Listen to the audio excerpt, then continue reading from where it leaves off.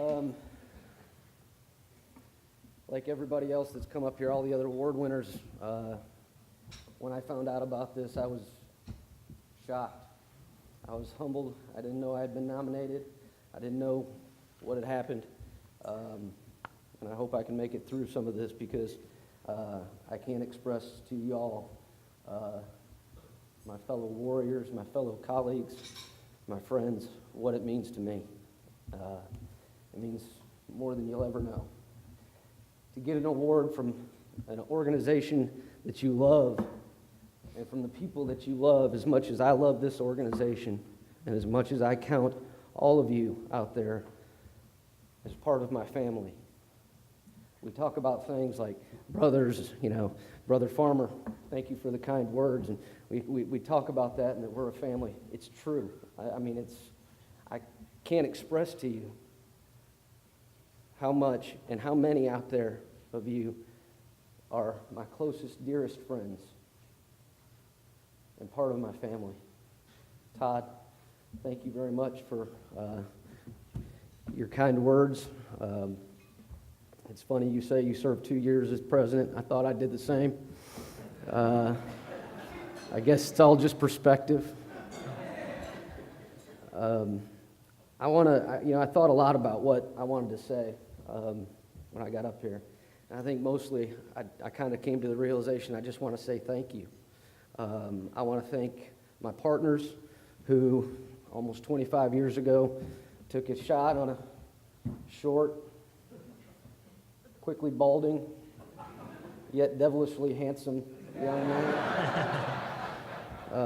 And I want to thank you primarily because it allowed me to quit my job at the sausage factory up in Michigan. Seriously. It did have, now I will say this, working in a sausage factory did have one advantage that's helped me out throughout my life. I win a ton of bar bets on who had the worst job in history. So if anybody wants to hear the details of sausage making, meet me at the bar later and I'll be happy to take some free drinks from you. But seriously, to my partners, this is the only law firm I've ever practiced law at. And I've had the most incredible opportunities given to me. Others talked about the opportunities they had. I had just unbelievable opportunities given to me. Talking about the two other Perry Nichols Award winners I've had the privilege of trying cases with, Fred Levin and Mike Papantonio. I've had the privilege of handling cases that had meaning, that affected people's lives, affected social change. And I had that opportunity because of all of you that came before in the past that you paved for us. So from the bottom of my heart, I appreciate it, and I thank you. I also want to thank all of the other people and all the other Perry Nichols Award winners who came before. Listening to that list of names, and I did the same thing I think everybody would do, and I went and looked at the names of the people that came before. I was humbled when I was told I was getting this. You want to talk about being humbled? Look at that list of people, and it's unbelievable. Chris Searcy, Howard Coker, up until the Napoleon thing. John Romano, Stuart Grossman, who I had the privilege of presenting the Perry Nichols Award to a few years ago when I was president. Fred Levin, Mike Papantonio. I know there's others, John Romano. I'm telling you, you would talk about giants, and yes, I'm not a giant, but if I have seen further, it's because I have sat on the shoulders of giants. And I think everybody in this room owes all of you a great debt for what you have done and how you have advanced our profession and set the bar high for everybody and set it in a principled fashion and taught us what the law is supposed to be and how it's supposed to be practiced. I love being a trial lawyer. I love being a trial lawyer more than anything. Talking about Jim McKenzie, he was a dear friend and a mentor and a great person, and I had the opportunity to sit down with him and enjoy some wine. And I remember it was actually, I think it was after the last convention when I was honored enough to give him his From Day One Award, the namesake. And I remember sitting there, and he was having a glass of wine, and we were talking, and he just said, I love trial lawyers, Troy. I love these meetings. I love hanging out with trial lawyers. I love talking with trial lawyers. I love hearing war stories from trial lawyers. I just love it. Most of my fond memories growing up or coming, over my life involve being a trial lawyer and being with other trial lawyers. And he's right. And I'm always proud. I wear my eagle pin everywhere I go. I know no matter where I'm at. I had it on in San Francisco in a meeting I was in on Monday. We all get those questions asked to us when we're on planes. I travel a lot for work. We get asked those questions, what do you do? And I always say very proudly, I'm a trial lawyer. And I was on my way here, flying from San Francisco, and trying to think of what I wanted to say and what I wanted to convey. And the lady sitting next to me asked me what I did for a living, and I said, I'm a trial lawyer. And she, without missing a beat, without even looking up for her glass of Chardonnay, said, well, what's that mean? I gave a fairly stock answer, because she still wasn't looking up from her Chardonnay. So I don't think she really cared. But it made me think, what does that mean? What does it mean to be a trial lawyer? And I can tell you, I didn't read depositions or anything, transcripts, or prepare for any depositions on that plane.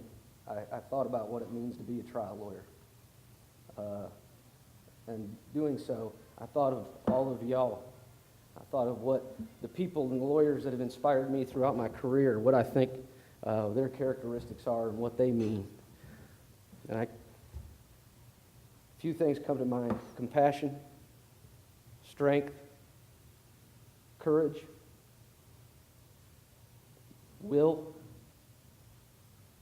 perseverance, and dedication to a cause. And that's really the most important part.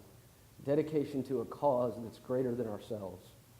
That's what being a trial lawyer is all about. That's what it really boils down to. It's not about, the number of cases that you can sign up. It's not about them getting your face on a billboard or doing TV commercials or anything like that. It's about dedication to a cause that's greater than ourselves. And that's what I see when I look out at this group. Everybody out there is dedicated to our cause. Whether it's in the halls of the legislature, whether it's in courtrooms, whether it's effectuating social change. We have that cause, and everybody here picks that up, and it's important. It's important for a lot of reasons.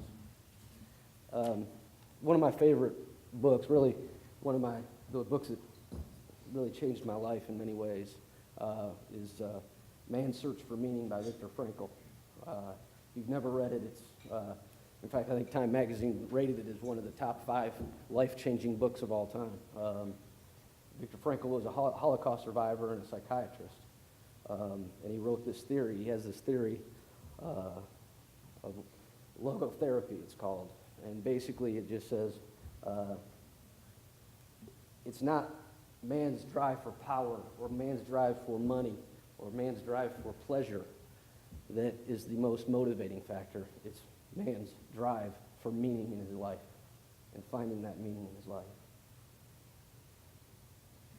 One of the quotes in that book that I keep on my desk is, he says, evermore people today have the means to live, but no meaning to live for.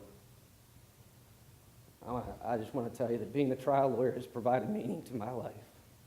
Being a part of this organization, being with you, has provided meaning in my life. And that has been a source of great pleasure. And I can't thank you all enough. And I can't thank the FJA enough. I can't thank you all for what you do. It means everything to me. And sometimes it's hard to forget that we're not just in a business, that the practice of law is not, being a trial lawyer is not a business. It's not just a business. It's not just a job. It's a cause. and it's a profession, and it's one we have to preserve. We owe it to the people that came before us to carry that torch and preserve it. We owe it to the people that are coming behind us to preserve that and to fight for that cause and make sure that that's what is remembered being a trial lawyer is about. And sometimes in order to fight that cause, you have to take cases, you have to do things, even at your own peril, financial or otherwise. But it's important, and what we do is important, and it affects people's lives, and it provides meaning.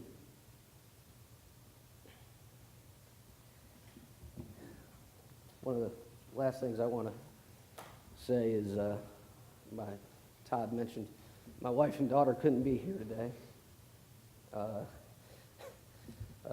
Oddly enough, and I think Rob Polk will be happy to hear this, my daughter is 10 years old, Lily, and she is actually at school. She is getting an award herself as the top fundraiser in the elementary school.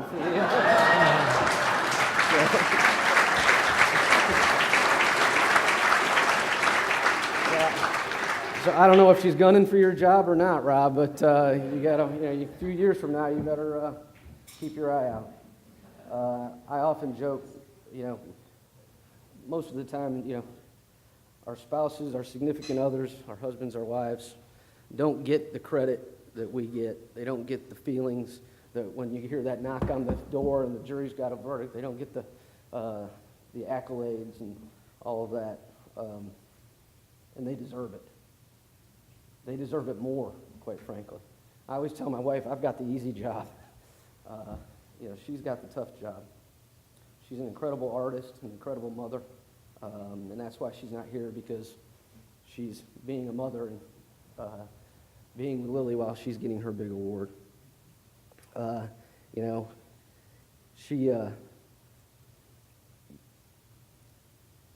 So far this year, I've missed her birthday. I've been away in depositions or court.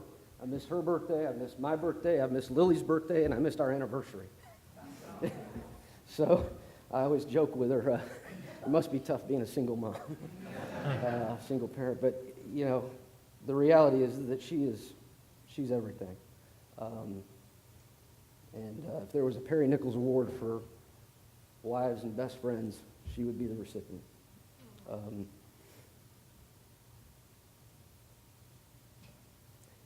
Just one quick story I want to tell you, because it really tells a lot. For those of you that don't know her, I was trying a case. It was one of the cases I tried with Fred, and I gave the closing argument. And before I gave the closing argument, I looked in there, and there's my wife and my daughter sitting there watching in the front row. They had never been to one of my trials. So after I gave my closing argument, which I think, Fred, you'll agree, was incredible and eloquent. But after I gave my closing argument, the jury gets charged, the jury goes out, and of course I pick up my papers and I turn around and I expect them to be there to say, I'm like the next Clarence Darrow. It's incredible. You were incredible, Troy. But they weren't there. I turned around and I saw them, and her and Lily were back in the courtroom hugging my clients, all four of them together, and crying. And that tells you what kind of a person my wife is. She feels compassion. And, like I said, our spouses are every bit a part of this. We couldn't do what we do without their support. And all those birthdays and holidays, and I know everybody in here has missed them all. But one of the things my wife always said, and she said it to me last week, I said, I'm sorry, I'm going to miss, the award thing, and the Lily's Award. And she says, you got to do what you got to do. And that's what she always tells me. And without her, I wouldn't be a trial lawyer, and I wouldn't have the meaning that I have in my life. So I thank her, and I thank y'all.